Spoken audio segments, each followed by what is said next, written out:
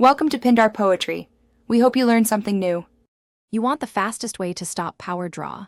Remove the AirPods Max from your head so sensors stop signaling activity, and make sure you have the Apple Smart Case handy.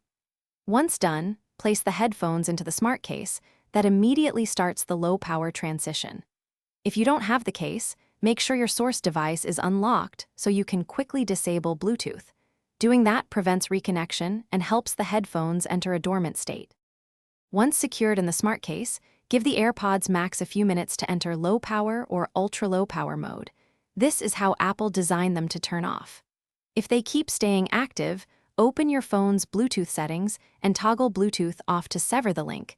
That prevents wake-ups from incoming signals. Make sure any nearby Apple devices aren't trying to connect automatically.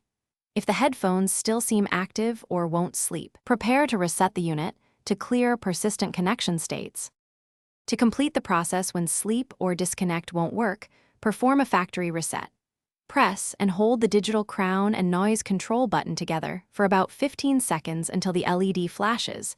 This clears pairing and forces a restart into default state. If it doesn't respond, charge the headphones for 30 minutes and retry the same hold sequence.